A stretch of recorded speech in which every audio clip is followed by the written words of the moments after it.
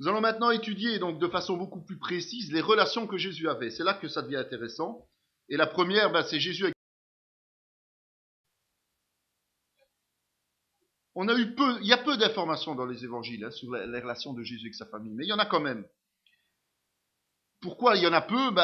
C'est certainement parce qu'il n'est pas venu pour s'occuper de sa famille. Il est venu pour accomplir un plan, le plan de Dieu évidemment. C'est un plan spirituel. Il n'est pas venu pour entretenir des relations sociales fortes avec sa famille terrestre, mais il est venu pour vraiment apporter la vérité sur terre. D'accord? C'est logique qu'il y ait moins d'informations sur ses relations avec la famille que sur d'autres données qu'on pourrait avoir. Première chose, c'est qu'il était soumis à ses parents. C'est celle qui est relatée dans l'évangile de Luc. Luc 2, 51, il est dit « Puis il descendit avec eux pour aller à Nazareth, et il leur était soumis. Sa mère gardait toutes ces choses dans son cœur. » C'est le fameux épisode du temple. Donc quand Jésus, à 12 ans, a été retrouvé, alors qu'il était déjà en train de, quelque part, de discuter sur la vérité avec les scribes qui étaient là. Mais il est dit clairement qu'il était soumis à ses parents. Il était pourtant fils de Dieu, mais ça n'a pas empêché en tant qu'être humain d'accepter l'autorité de ses parents. Il est venu effectivement accomplir quelque chose que personne ne pouvait accomplir. C'est-à-dire mener une vie sans péché. De payer le prix par un sacrifice personnel pour porter le prix de la faute de chacun. Donc c'est un peu normal de s'imaginer qu'il est un garçon modèle. Et c'est logique qu'il ait accepté que ses parents soient son autorité naturelle. Jusqu'à ce qu'il soit adulte, évidemment. Ça devrait être comme ça avec nos enfants. Ils devraient être soumis à leurs parents parce que c'est la volonté de Dieu. Puis il leur dit, « Pourquoi me cherchiez-vous? Ne saviez-vous pas qu'il faut que je m'occupe des affaires de mon père » Luc 2, 49. Évidemment, l'autorité parentale, on parle bien d'une autorité physique. Parce qu'en même temps, il est sous l'autorité spirituelle de Dieu le Père. Et cette autorité spirituelle, le Père ne l'a pas laissée à Joseph et Marie. Donc il n'a pas délégué son autorité. Étant donné qu'il avait une mission particulière, étant donné qu'il devait sauver le monde, quelque part, il a gardé son autorité, le Père a gardé l'autorité sur le Fils, sans la déléguer à Joseph et Marie, qui étaient des gens comme vous et moi. Donc voilà, ils n'avaient pas cette portée spirituelle que Dieu aurait pu attendre des êtres humains s'il leur avait confié une autorité sur Jésus. Et on voit que même s'il est soumis à ses parents et qu'il les respecte, comme la parole le dit, dès son plus jeune âge, il est déjà tourné vers Dieu le Père. Donc il a un autre Père, en quelque sorte, pour le côté spirituel des choses. Et on va donc dire que d'un côté, il y a une direction parentale qui est matérielle et on va dire éducative, donc comme tout enfant, et puis il y a une direction spirituelle qui est mise à part. Après, on voit dans Matthieu 13 que l'on dit de lui, n'est-il pas le fils du charpentier? N'est-ce pas Marie qui est sa mère? Jacques, Joseph, Simon et Jude ne sont-ils pas ses frères? Et ses sœurs ne sont-elles pas toutes parmi nous? D'où lui viennent donc toutes ces choses? On voit que Jésus a 4 frères, on voit qu'il a des sœurs, et évidemment on voit et on comprend qu'il est l'aîné. Ça c'est pas compliqué à comprendre puisqu'il est né d'une vierge. Jésus avait environ 30 ans lorsqu'il commença son ministère, étant comme on le croyait, fils de Joseph, fils d'Élie. C'est quand même étonnant que quelqu'un qui, dès l'âge de 12 ans, avait déjà une certaine connaissance de la parole de Dieu, c'est ce que Luc relate dans son évangile, c'est quand même étonnant qu'il ait attendu jusque 30 ans pour entrer réellement dans son ministère. Vous allez me dire, c'était les plans de Dieu. Oui, c'était les plans de Dieu. Mais manifestement, Joseph étant décédé, il avait aussi une responsabilité humaine. L'aîné, dans les règles juives étaient le soutien de famille, c'est-à-dire celui qui assumait pour les autres.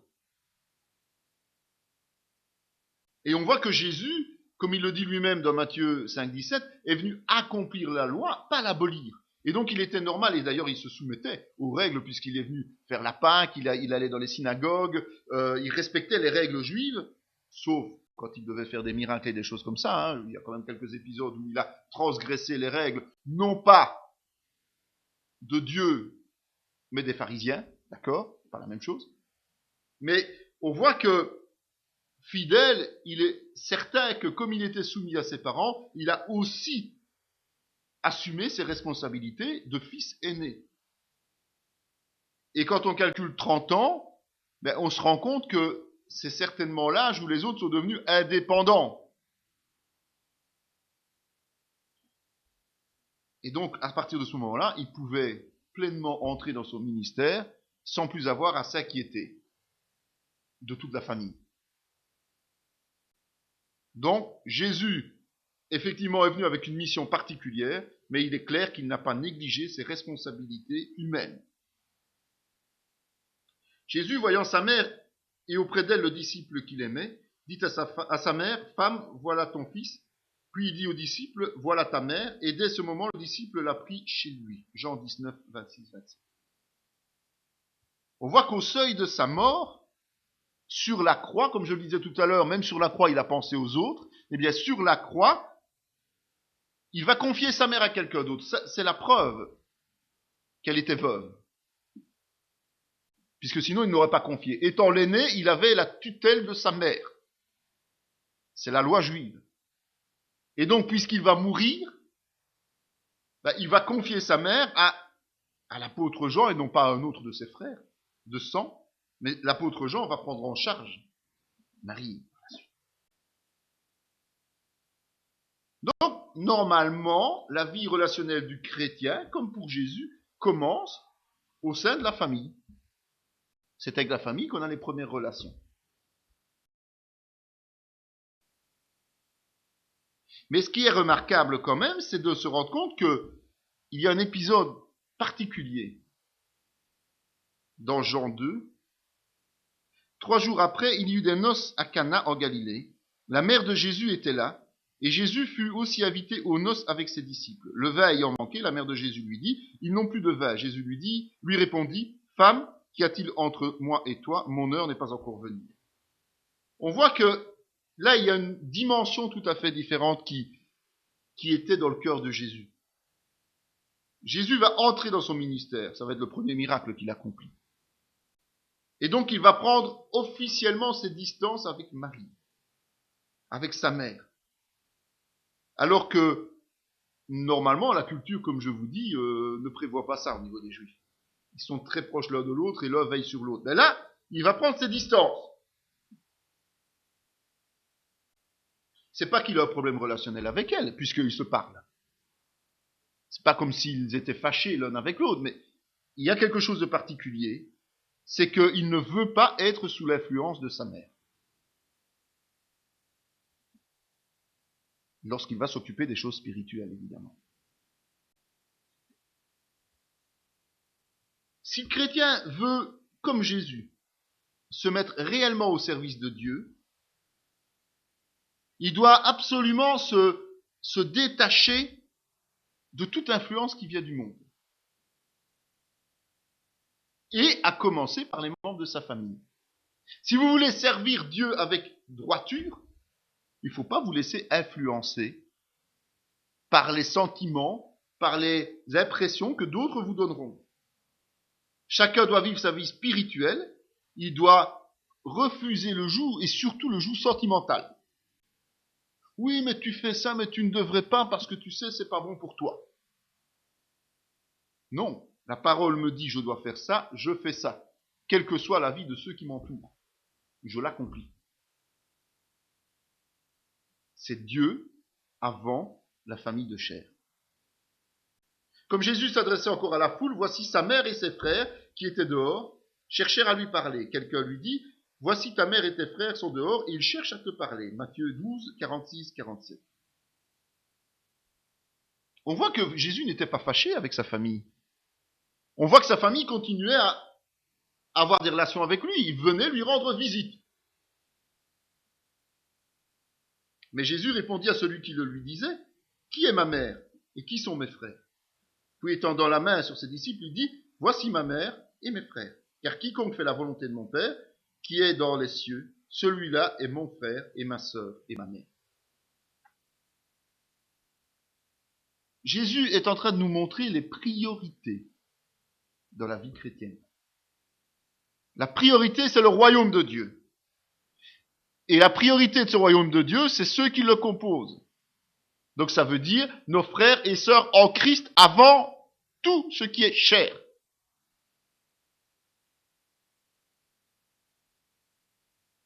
C'est plus important d'avoir de bonnes relations et d'être lié à ses frères et sœurs en Christ que d'avoir de bonnes relations familiales. S'il faut faire des choix, ils sont tout faits. Pour le chrétien. Il ne va pas interrompre un enseignement sur les choses du monde, sur les choses de Dieu, pardon, pour s'arrêter aux choses du monde. Donc il est en train d'enseigner des gens qui l'écoutent, des gens qui veulent se nourrir de la parole de Dieu, et il refuse de s'interrompre. Il ne veut pas arrêter de parler de Dieu pour dire bonjour à sa famille de chair. De là étant allé plus loin, il vit deux autres frères, Jacques, fils de Zébédée, et Jean, son frère, qui étaient dans une barque avec Zébédée, leur père, et qui réparaient leur filet. Il les appela, et aussitôt ils laissèrent la barque et leur père, qui le suivirent. Matthieu 4, 21. C'est exactement ce que les disciples ont fait aussi, les premiers apôtres. Quand Jésus les a appelés, ils n'ont pas hésité. Il est dit, ils laissèrent leur barque, ils ont quitté leur famille pour suivre volontairement Jésus. Il est dit dans d'autres passages que Pierre était marié. Il a guéri sa belle-mère, on a vu ça dans les miracles. Mais Pierre a tout quitté. Mais quitter ne veut pas dire abandonner. Il faut bien dire les choses telles qu'elles sont. Pierre a continué, d'ailleurs, Paul en parlait, il a parlé de l'épouse de Pierre. Il a dit pourquoi est-ce que Céphas serait marié, que d'autres sont mariés, que moi je ne pourrais pas l'être, si je le voulais. Ça coupe court au célibat des serviteurs de Dieu, ça. Il a dit que c'était bien d'être célibataire, mais la normale, c'est d'être marié. Et donc, Pierre a laissé sa femme là pour aller suivre Jésus. Donc ça veut dire que servir Jésus-Christ est prioritaire par rapport à toute autre attache sentimentale. Mais je dis bien, ce n'est pas abandonner. Si parfois il faut couper des liens avec des proches, oui, mais c'est seulement dans l'extrême, dans une situation extrême où il nous empêche de vivre notre foi. C'est dans ces conditions-là que Paul parle notamment du divorce autorisé à ceux qui viennent au Seigneur et que le conjoint ou la conjointe empêche de vivre la foi. C'est la seule raison qu'il autorise moralement la séparation. Il l'encourage même de rester. Quiconque aura quitté à cause de mon nom ses frères, ses sœurs, son père, sa mère, sa femme ou ses enfants, ou ses terres ou ses maisons, recevra le centuple et héritera la vie éternelle. Ça veut dire quoi? C'est que pour Jésus, le chrétien doit placer la volonté de Dieu avant son plaisir personnel. S'il veut vivre éternellement, s'il veut recevoir les récompenses dans les cieux. On est loin de dire, suffit de prier et vous allez recevoir, et Dieu va bénir, et Dieu va bénir, et Dieu va bénir. Jésus dit non. Si vous quittez, si vous brisez les liens, si vous laissez passer Dieu avant tout le reste, alors vous pouvez être sûr de cette vie éternelle et des récompenses.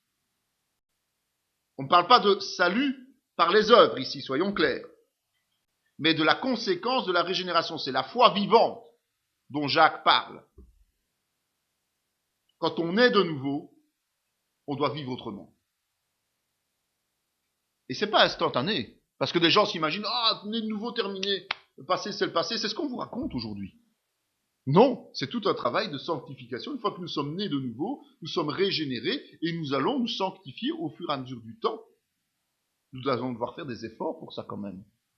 Au moins accepter que le Saint-Esprit agisse dans nos vies et que nous acceptons de couper tout ce qui doit être coupé ou de mettre les priorités là où elles doivent être placées et pas où on a envie qu'elles soient placées.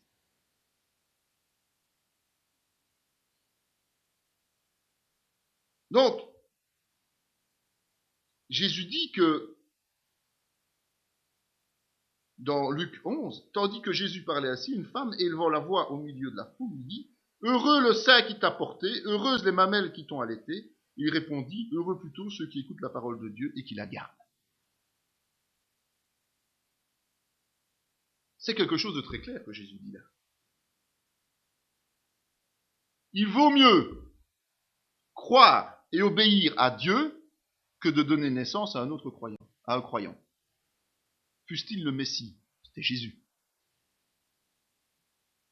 Ça veut dire que si vos parents sont heureux que vous soyez chrétiens, mais qui sont non chrétiens, ça n'avance pas grand-chose. Ils sont pas heureux.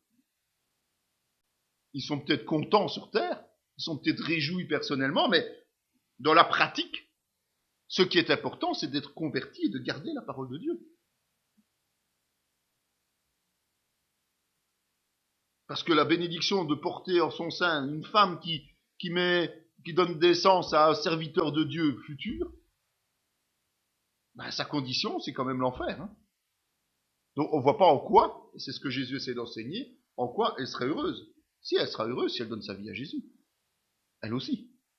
Mais c'est pas le fait d'avoir mis au monde quelqu'un qui est croyant, c'est le fait d'être converti elle-même qui est important et qui la rend heureuse. D'accord ? Donc voilà les seules relations et les seules positions que l'on peut étudier avec Jésus et sa famille. On en parle très très peu dans la parole de Dieu. Parce que c'est pas la priorité, j'insiste. Par contre, la priorité, c'est, et ce qui est beaucoup plus intéressant, c'est d'étudier les relations que Jésus avait avec ses disciples. Ses disciples, ce sont ses plus proches collaborateurs, ce sont ceux qui sont attachés à Jésus et ceux qui ont vécu le plus de moments intimes avec lui, qui ont vu son ministère se réaliser. Pendant 3 ans, ils l'ont côtoyé chaque jour. Allez, faites de toutes les nations des disciples. Aujourd'hui, nous sommes censés être des disciples. Donc nous sommes censés être aussi proches de Jésus que ce que les disciples l'étaient quand il était sur terre. Voilà ce que ça veut dire. Nous ne pouvons plus être physiquement proches de lui, mais nous devons être spirituellement proches de lui. Jésus avait, avec ses disciples, un premier point, c'est qu'il avait une relation d'autorité. Vous m'appelez maître et seigneur, et vous dites bien car je le suis. Jean 13, 13. Et dans Marc 13, il est dit, lorsque Jésus sortit du temple, un des disciples lui dit, maître, regarde quelle pierre et quelle construction. Le premier concept important à comprendre, et que Jésus affirme lui-même, c'est qu'il est le maître. Il est le maître des disciples, il est notre maître à nous. Donc ça ouvre automatiquement la porte à quoi ? À une relation d'autorité. Donc c'est pas d'égal à égal, mais c'est quelqu'un qui a une autorité et les autres qui sont soumis. Les gens qui croient pouvoir converser avec Jésus et lui donner des instructions sont complètement à côté de la plaque. Ceux qui croient pouvoir donner des ordres à l'Esprit Saint sont complètement à côté de la plaque. On ne peut pas commander à Dieu. On ne peut pas commander, on ne peut que lui demander. C'est une autorité. Nous avons reçu l'autorité de Jésus sur les démons, d'accord, nous pouvons chasser les démons. Nous avons reçu l'autorité sur les esprits impurs, ok, mais nous n'avons aucune autorité vis-à-vis de Jésus-Christ, vis-à-vis de Dieu. Nous sommes soumis à lui. Donc nous ne pouvons que réclamer, que demander. C'est ça les supplications.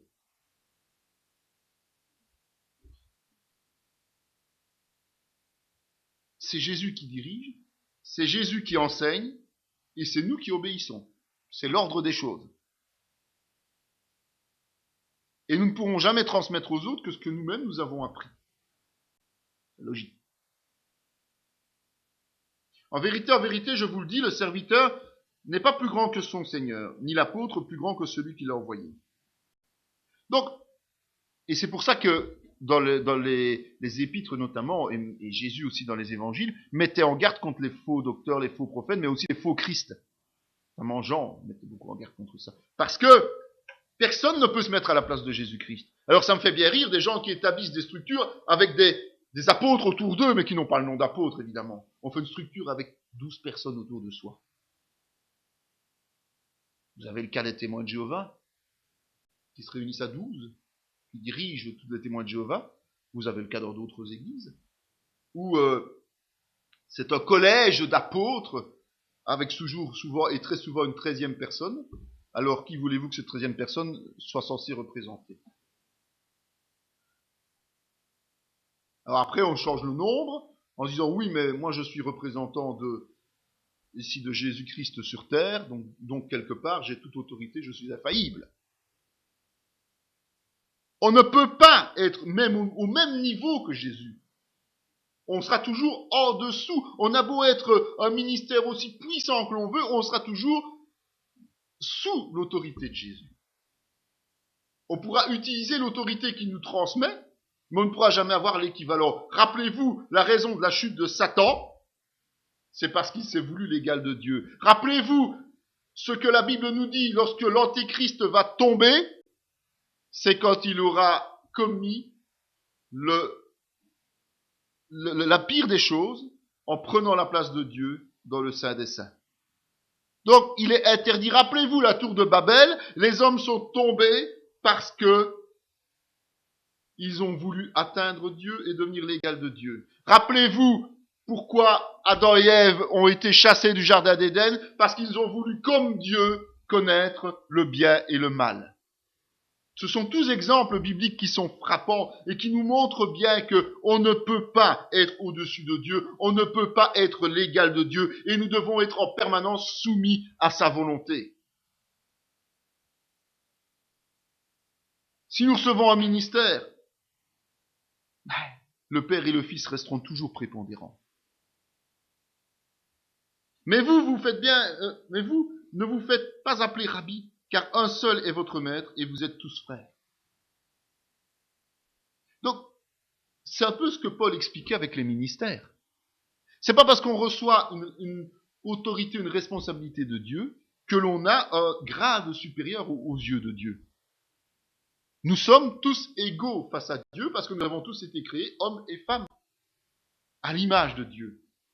Nous avons un rôle, chacun à remplir au service les uns des autres, mais nous n'avons pas l'autorité de Christ, nous n'avons pas le statut de Christ. Aucun d'entre nous. Nous sommes égaux à ses yeux. Ça interpelle quand même quand on voit aujourd'hui comment on peut aduler certains chrétiens. Comment on peut courir après certains ministères. C'est inquiétant. Inquiétant de voir l'idolâtrie qui naît aujourd'hui. Parce que c'est de l'idolâtrie. Deuxième point dans cette relation, c'est toujours le choix du maître qui prévaut. Il monta ensuite sur la montagne, il appela ceux qu'il voulut, et ils vinrent auprès de lui. Marc 3,13. C'est lui qui nous choisit. Faut pas se faire d'illusions, hein. C'est lui qui vient à nous et qui se fait connaître à nous. C'est pas nous qui avons un jour décidé en nous réveillant, oh bah, moi je vais croire en Jésus aujourd'hui. Il vient à nous par le témoignage. D'où l'importance en tant que chrétien de bien écouter la volonté du Saint-Esprit et d'aller là et vers qui il nous dit, parce que sinon, on contrecarre sa volonté. Je vous disais tout à l'heure combien de conversions sentimentales il y a lorsqu'on fait des grands rassemblements, qu'on demande aux gens d'avancer, mais combien de vraies conversions y a-t-il en réalité? Parfois zéro. Même souvent zéro. Parce que X temps après, les gens n'y sont plus. Ils n'ont pas reçu Jésus dans leur cœur, ils n'ont que répondu à des sentiments, parce qu'il y avait de la belle musique, parce qu'il y avait de l'engouement, parce qu'il y avait des... Mais ça ne marche pas. C'est Dieu, Jésus-Christ qui nous appelle. Il leur dit, suivez-moi, je vous ferai pêcheurs d'hommes. Matthieu 4, 19. C'est l'appel. L'appel pour une fonction précise. Nous sommes tous appelés pour annoncer la bonne nouvelle. Pêcher les hommes. Il va ajouter dans Jean 13, complément de ce qu'on vient de voir, ce n'est pas de vous tous que je parle. Je connais ceux que j'ai choisis. Il faut bien se rendre compte que c'est le concept de la prédestination, quelque part, mal compris. Mais il faut bien se dire que dès le début, Jésus sait si on va répondre ou pas à son appel. Et quand Jésus va lancer son appel, il sait déjà que nous répondrons. Il nous a choisis parce qu'il sait qu'on dira oui. Il sait qu'on acceptera. Il nous connaît. Il nous connaît. Depuis, comme dit la parole, le sein de notre mère. Avant même que nous soyons dans le sein de notre mère, il nous connaît. Il sait que nous aurons une vie qui terminera en enfer ou une vie qui terminera au paradis. Il le sait. Nous ne maîtrisons pas tout ça. Et c'est de l'orgueil que l'être humain s'imagine qu'il peut maîtriser cela. Je fais ce qui me plaît. Tous ceux qui ont dit ça sont du côté enfer, entre nous. Je fais ce qui me plaît. Alors quelques-uns des scribes et des pharisiens prirent la parole et dirent « Maître, nous voudrions te voir faire un miracle. » Ça c'est dans Matthieu 12, dans Luc 11, il est dit « Un des docteurs de la loi prit la parole et lui dit « Maître, en parlant de la sorte, c'est aussi nous que tu outrages. » Quelques-uns des scribes prenant la parole dirent « Maître, tu as bien parlé. » Encore Luc 20. Il n'y a pas que les chrétiens, il n'y a pas que les disciples, il n'y a pas que les apôtres qui appellent Jésus maître.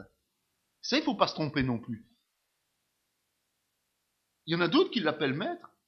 Souvent, c'est de manière respectueuse. Comme je vous disais tout à l'heure, c'est quelqu'un qui parlait de l'Ancien Testament dans les synagogues et tout ça. Donc, il était docteur de la loi. Donc, il y avait un respect, c'est un titre. D'autres le considéraient comme prophète. Et donc, les prophètes étaient aussi appelés maîtres par respect. D'autres, évidemment, l'appelaient maître pour se moquer de lui. C'était ironique. Souvent, les religieux qui voulaient le faire tomber ou le mettre en difficulté, l'appelaient maître, mais il tendait des pièges. Les questions qu'il posait étaient des pièges en réalité. Mais tous ceux qui appellent Jésus maître ne sont pas nécessairement chrétiens, ne sont pas nécessairement sauvés. Rappelez-vous d'ailleurs qu'à un moment donné, il dira à ceux qui seront là près de lui, disant, mais Seigneur, Seigneur, nous avons fait ceci, nous avons fait cela en ton nom, nous avons chassé des démons, nous avons fait, arrière de moi, je ne vous connais pas. Donc ça ne sert pas à grand chose d'appeler Jésus maître, Seigneur, Sauveur, si en fait on n'a pas cette conversion de cœur, cette volonté de le servir. Prononcer le nom de Jésus, dire qu'on est chrétien, c'est pas une preuve de notre foi. C'est pas une preuve du fait que l'on est disciple. Il faut passer par la nouvelle naissance. Pas oublier quand même. Troisième point important vis-à-vis de ses disciples, c'est un esprit de service. Si donc je vous ai lavé les pieds, moi le Seigneur et le Maître, vous devez aussi vous laver les pieds les uns aux autres, car je vous ai donné un exemple, afin que vous fassiez comme je vous ai fait.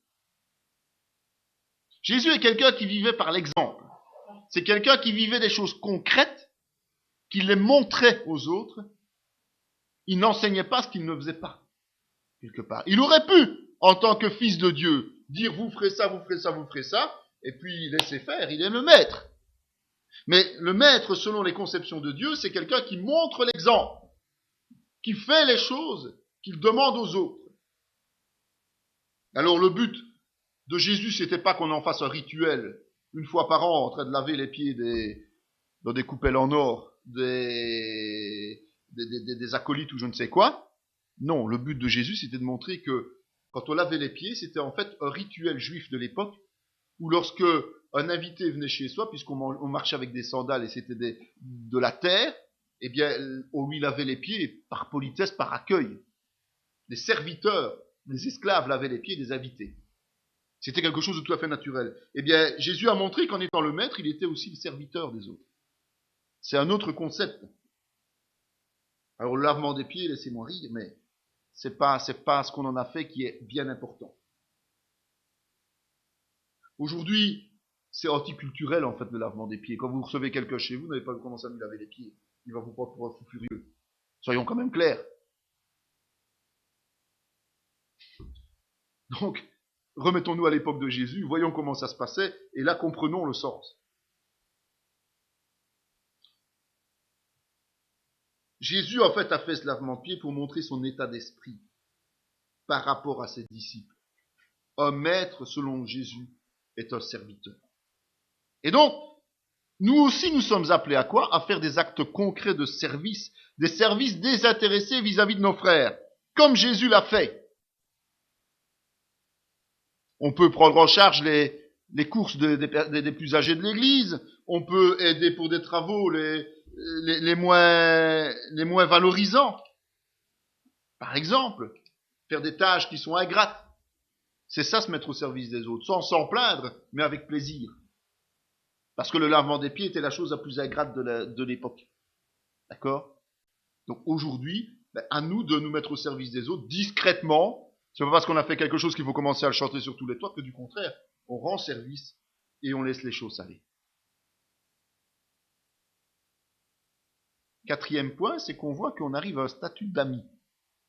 Je vous dis, à vous qui êtes mes amis. Luc 12. L'autorité n'empêche pas l'amitié. Jésus désire une seule chose, c'est une vie intime et profonde avec ses disciples. C'est pas se contenter de les diriger, de leur donner des règles, c'est aussi de vivre dans leur intimité. Et il ajoute, si vous êtes mes amis, Jean 15, 14, vous êtes mes amis si vous faites ce que je vous commande. Donc, pour connaître notre degré d'intimité avec Jésus-Christ, c'est pas compliqué. C'est de faire notre propre examen de conscience et de voir si effectivement nous marchons dans ses voies. Plus nous allons marcher dans ses voies, plus nous allons être intimes avec lui. C'est pas le fait d'entendre des voix, c'est pas le fait de vivre des choses particulières et des phénomènes spirituels extraordinaires comme des prodiges, des signes et des miracles. Le premier critère d'intimité avec Jésus, c'est l'obéissance. Plus nous sommes obéissants à la parole, plus nous pouvons dire que nous sommes intimes avec Jésus-Christ. Je ne vous appelle plus serviteur parce que le serviteur ne sait pas ce que fait son maître. Mais je vous ai appelé ami parce que je vous ai fait connaître tout ce que j'ai appris de mon Père. C'est intéressant de voir, donc ça c'est Jean 15, 15. C'est intéressant de constater une chose quand même ici. C'est qu'il y a une condition incontournable pour être appelé ami de Jésus. Quand nous nous convertissons, la nouvelle naissance, nous devenons des disciples de Jésus. Mais on n'atteint pas nécessairement un rang d'ami avec Jésus lors de notre vie spirituelle. Parce que autant le salut est tout à fait gratuit, autant pour devenir ami de Jésus, il faut payer un prix. Ce qui apportera les récompenses au ciel, en fait. Ce sont les œuvres de la foi. Mais les œuvres de la foi coûtent. En temps, peut-être en argent, certainement en sacrifice.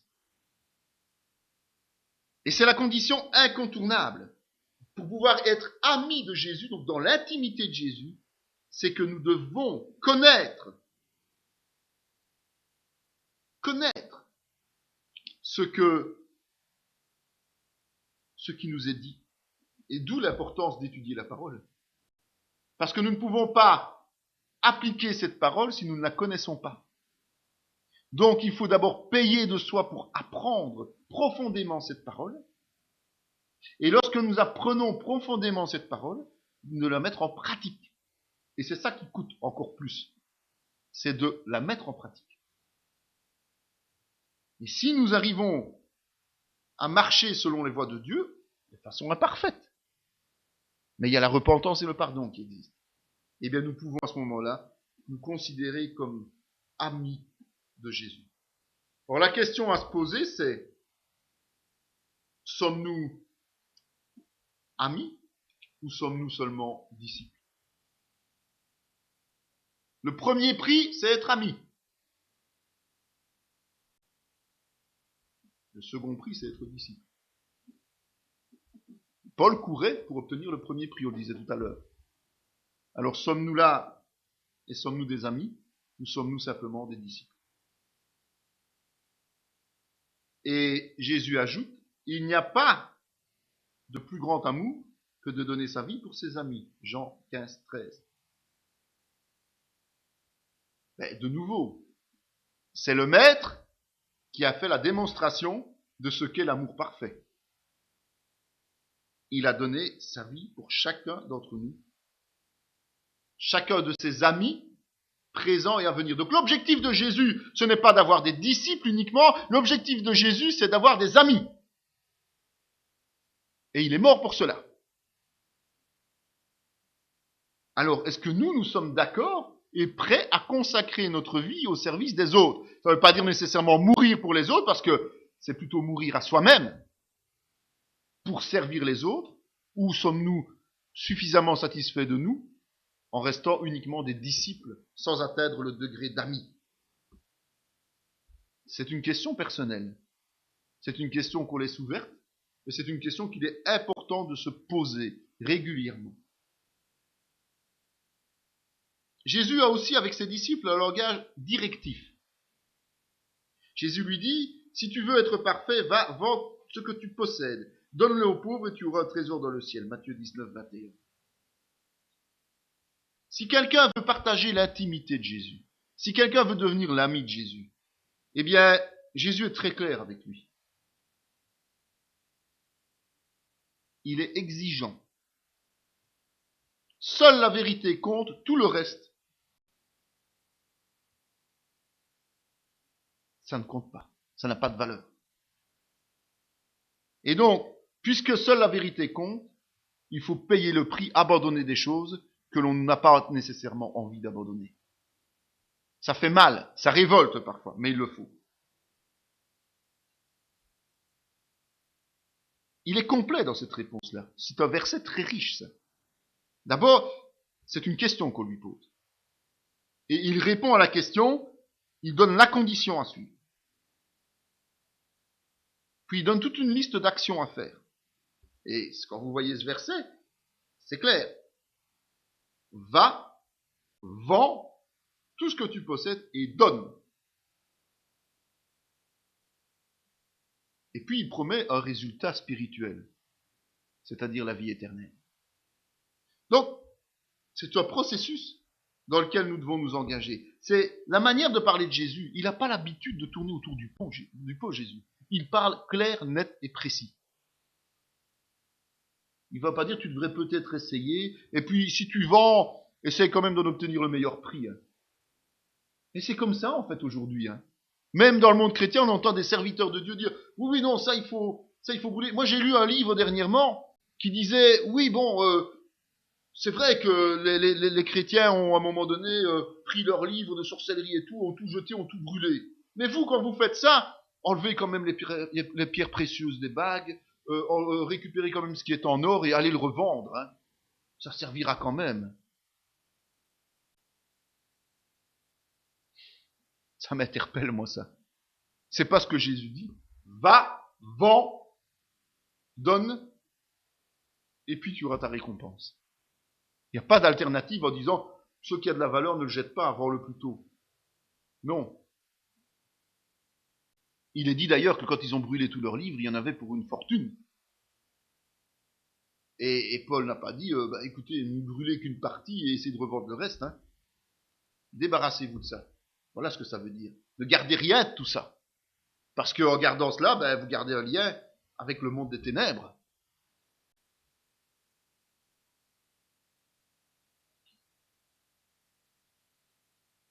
Nous devons bien nous rendre compte que l'Église ne va se réveiller que si elle est dirigée par des serviteurs qui sont des amis de Jésus et pas par des serviteurs qui sont des amis d'eux-mêmes.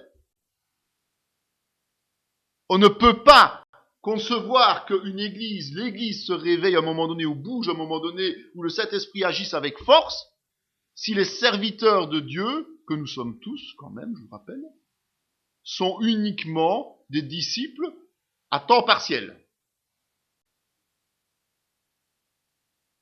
Logique. Nous devons être des amis.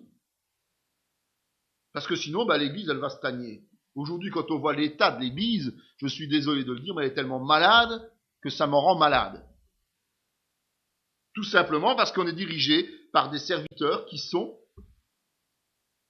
des serviteurs d'eux-mêmes avant d'être des serviteurs de Jésus-Christ et des serviteurs de leurs frères et sœurs. Et ça, c'est le gros problème, évidemment. Les fonctions que l'on remplit dans l'Église, on ne doit pas les chercher. C'est Dieu qui établit, on doit les accepter, tout simplement. C'est lui qui nous demande de faire telle ou telle chose au sein de l'Église, et nous devons accepter de le faire, mais pas en tant que disciples, en tant qu'amis de Jésus. Puis viens et suis-moi, c'est la suite. Matthieu 19, avec le brave jeune homme riche qui se voit imposer de tout abandonner. Ça prouve bien que Jésus ne nous impose rien au départ. Il nous laisse des choix. Il va d'abord montrer ce qu'il faut faire, et puis nous sommes libres d'agir ou non. Il lui dit, voilà ce que tu dois faire pour venir à moi. Tu dois vendre tout ce que tu as, tu dois le donner et tu dois revenir. Quand tu auras fait ça, tu viens. Et qu'à ce moment-là, tu peux me suivre. Si tu ne fais pas ça, tu viens pas. Et tant que tu l'auras pas fait, reste où tu es. Quelque part. C'est ton choix. Tu es libre. Tu es libre d'agir ou de ne pas agir. En général, un gourou ou un tyran va faire quoi? Il va imposer ce qui l'arrange bien. Il va lui dire, viens avec tous tes avoirs, je s'en occupera. Viens, je veux venir à toi, viens. Jésus dit, non, avant de venir, fais d'abord ça. Puis après, tu peux me suivre réellement et faire remplir ton rôle dans l'Église.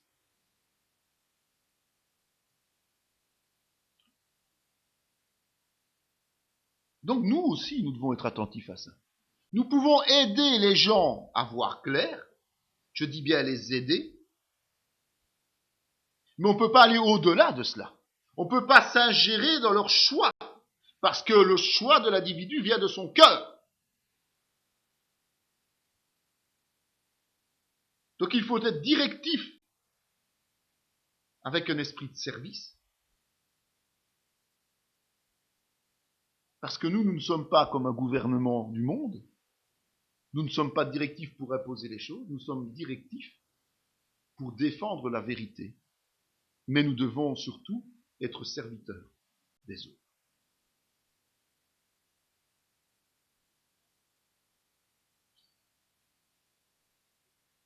Parfois, il y a des chrétiens qui aiment bien être différents. Mais ça ne marche pas. Vous savez, il y a des chrétiens qui ne veulent pas être dans des églises. Ils veulent vivre indépendants. Ils veulent faire leur propre voyage avec le Seigneur. Ils veulent simplement faire ce qu'ils ont envie de faire. Un peu comme Pierre, vous savez, même Jésus lui disait non, ah non Seigneur, moi avec toi et tout. Mais ça amène à quoi? À l'orgueil. Et l'orgueil amène à la chute. Alors que nous sommes appelés à être amis de Jésus et serviteurs. Pour Jésus, il y a encore un point supplémentaire par rapport à ses disciples, c'est qu'il a une exigence de tous les instants. Un scribe s'approcha et lui dit, « Maître, je te suivrai partout où tu iras. » Jésus lui répondit, « Les renards ont des tanières, et les oiseaux du ciel ont des nids, mais le Fils de l'homme n'a pas où reposer sa tête. » Un autre d'entre les disciples lui dit, « Seigneur, permets-moi d'aller d'abord ensevelir mon Père. » Mais Jésus lui répondit, « Suis-moi et laisse les morts ensevelir les morts. » Matthieu 8, 19, 22.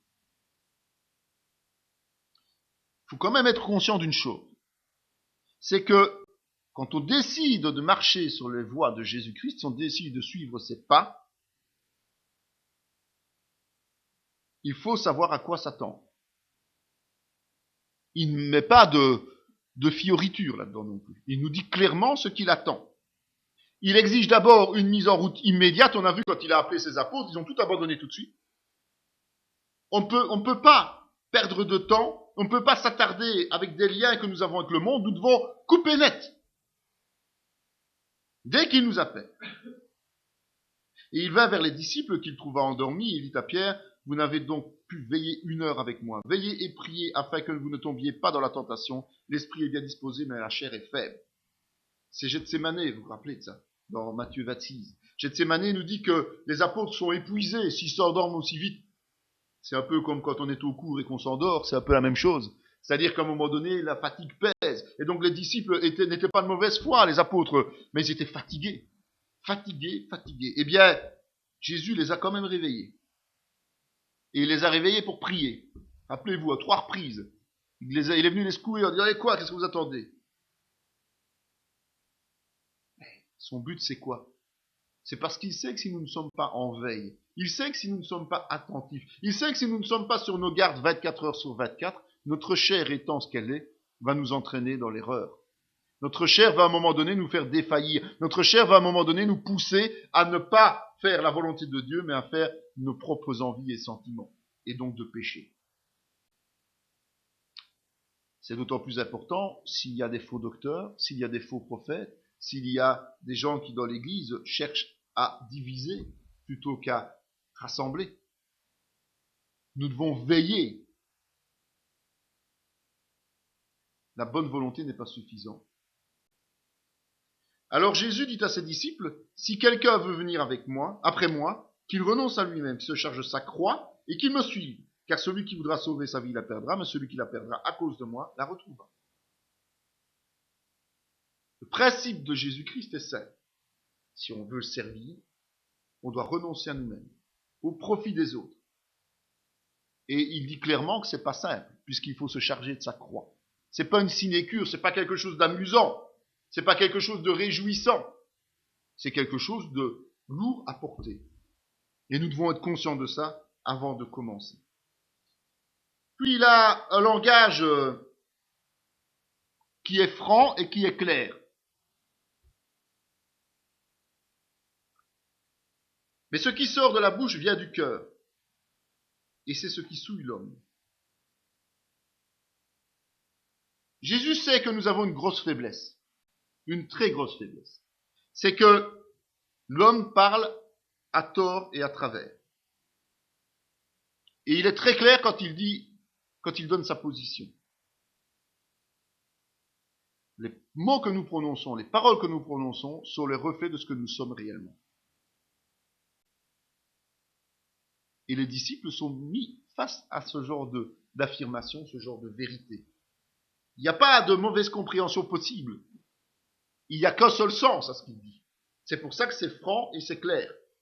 On ne dort pas la pilule, on est directement à la vérité.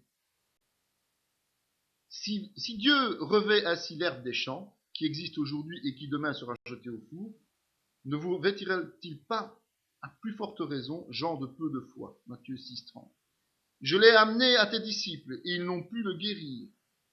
Race incrédule et perverse, répondit Jésus. Jusque à quand serai-je avec vous? Jusque à quand vous supporterai-je?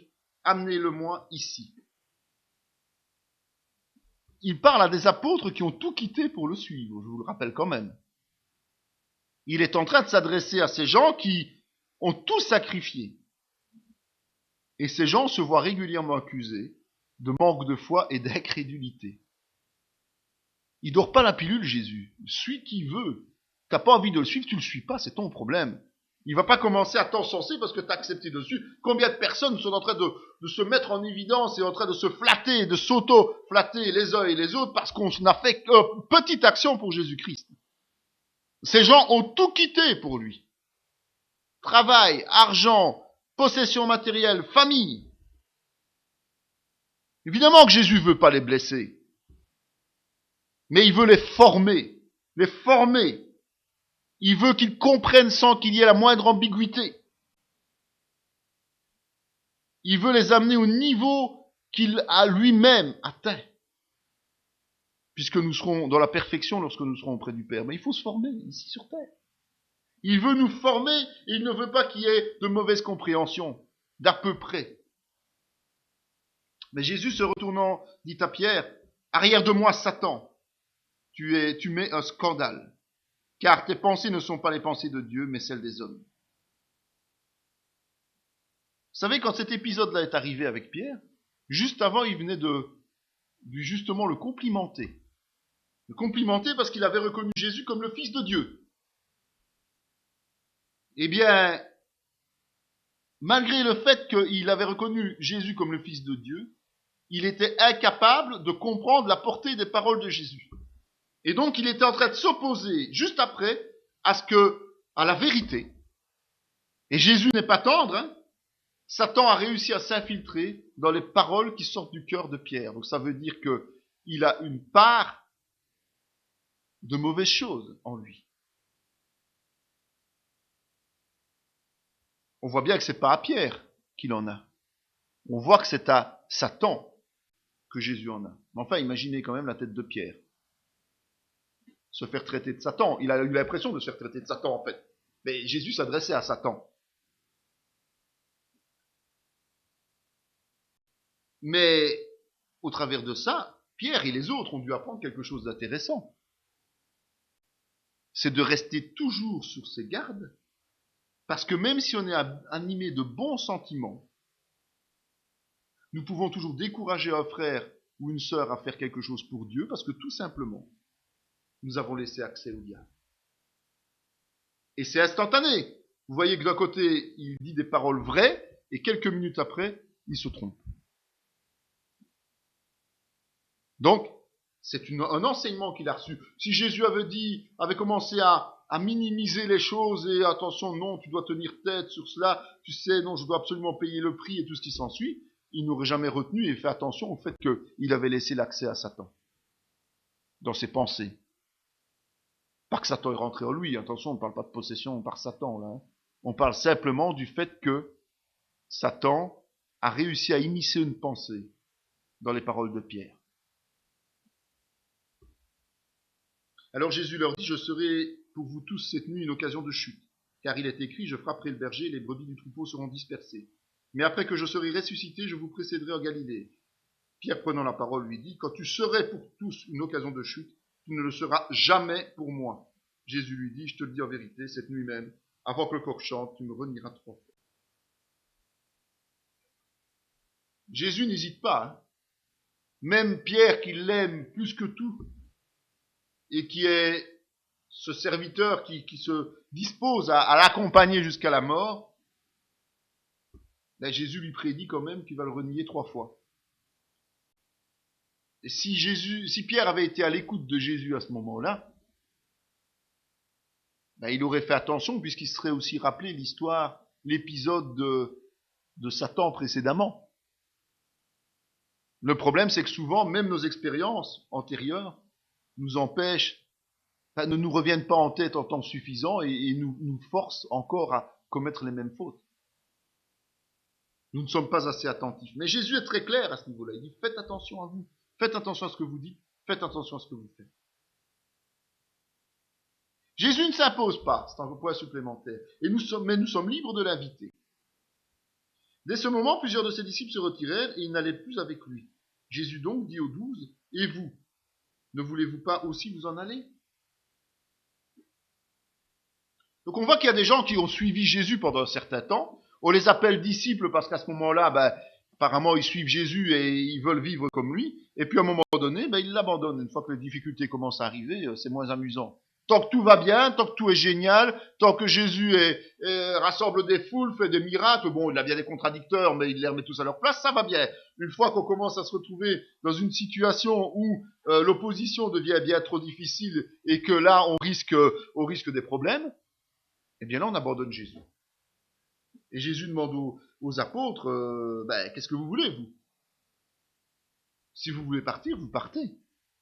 Jésus prend le risque de se retrouver seul, parce qu'il veut que ceux qui le suivent le fassent sans contrainte, de bon cœur, de bonne foi. Il ne veut pas que ces gens viennent et soient obligés de le servir. C'est un choix qu'ils doivent faire. Il vit qu'ils avaient beaucoup de peine à ramer, car le vent leur était contraire. À la 4e veille de la nuit environ, il alla vers eux, marchant sur la mer, et il voulait les dépasser. Quand ils le virent marcher sur la mer, ils crurent que c'était un fantôme. Ils poussèrent des cris, car ils le voyaient tous, et ils étaient troublés. Aussitôt Jésus leur parla et leur dit, « Rassurez-vous, c'est moi, n'ayez pas peur. » Puis il monta vers eux dans la barque, et le vent cessa. Ils furent en eux-mêmes tout stupéfait et rempli d'étonnement. Jésus ne s'impose pas, encore une fois. Parce que quand il marche sur l'eau, il n'a même pas l'intention d'embarquer. Il va traverser, il va aller de l'autre côté, il va les attendre. C'est ça, en fait. Au départ, Jésus, c'est ça. C'est parce que ce sont les apôtres qui ont réagi, qui l'ont quelque part évité, qui ont paniqué, et qu'il est allé les rassurer.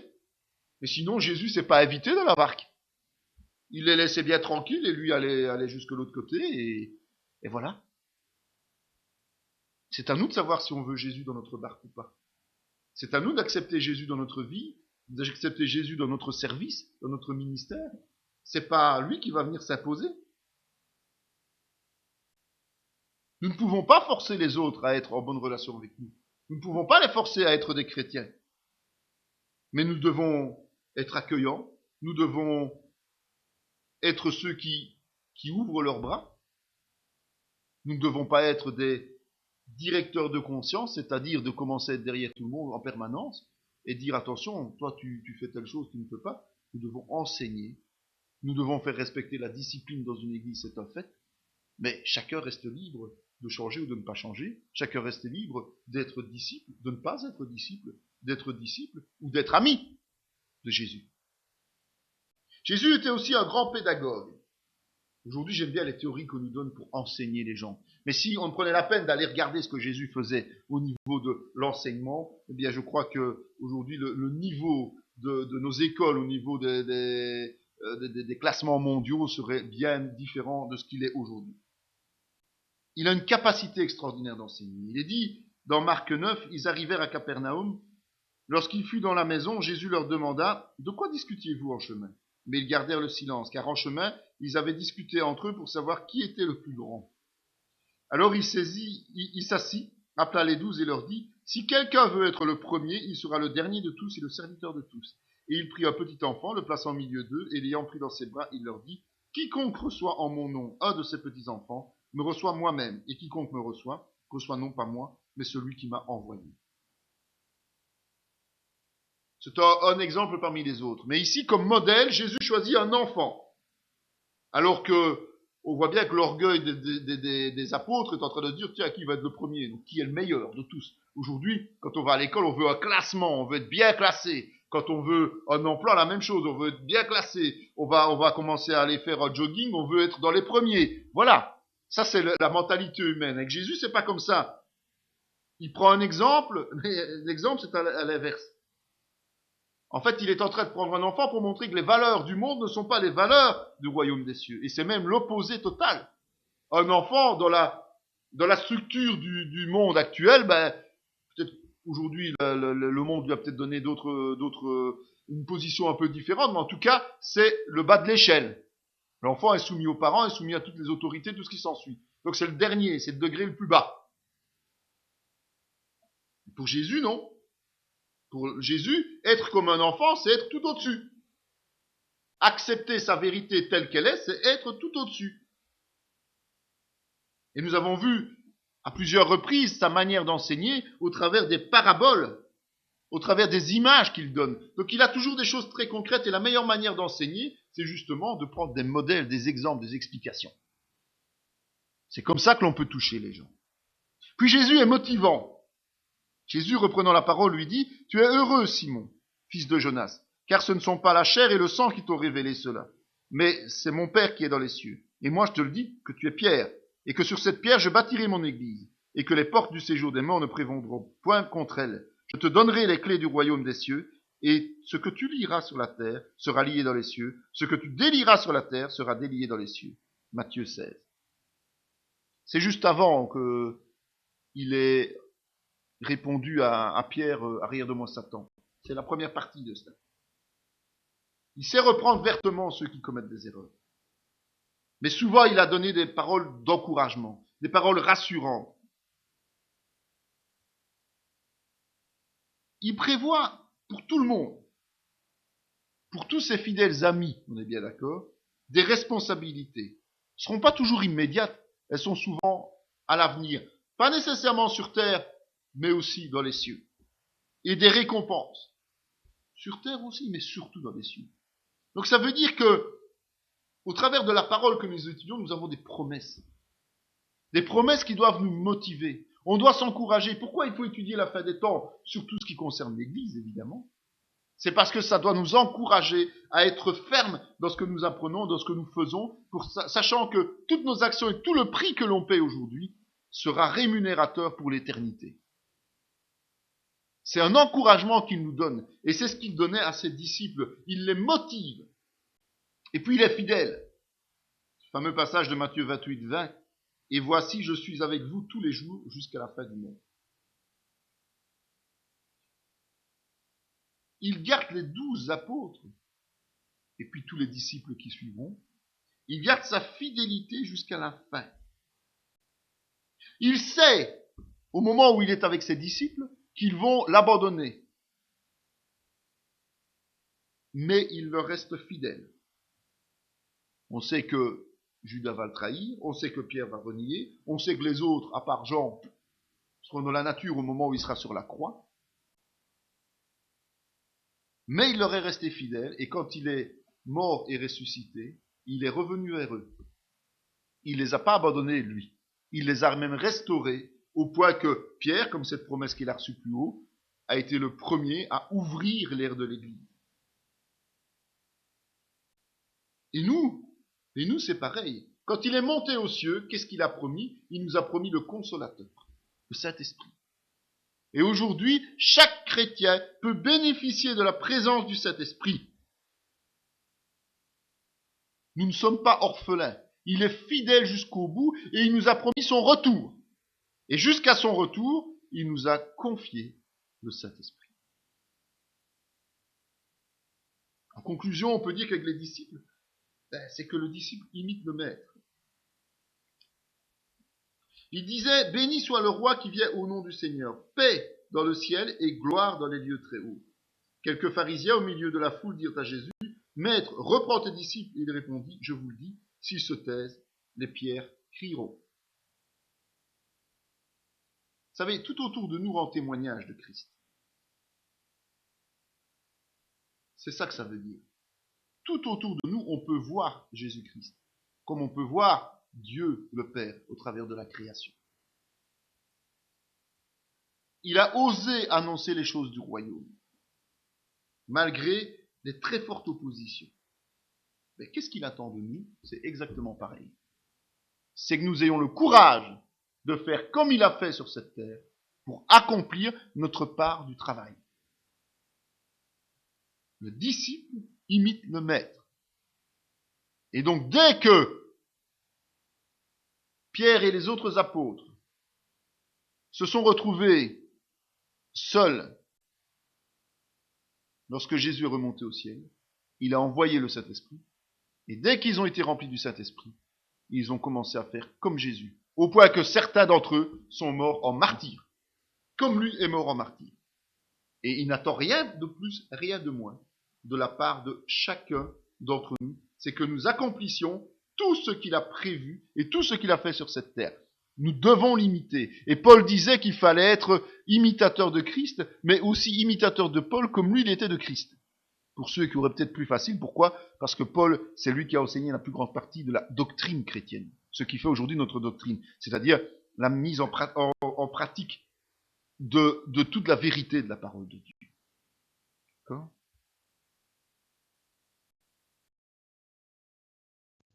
Cette vidéo fait partie intégrante de la formation en théologie pratique dispensée par la mission de théologie Emmanuel de Paracou, Bénin, sous l'autorité académique du Centre chrétien Emmanuel SBL, Spa, Belgique. Pour mieux connaître nos activités, voici nos différentes adresses.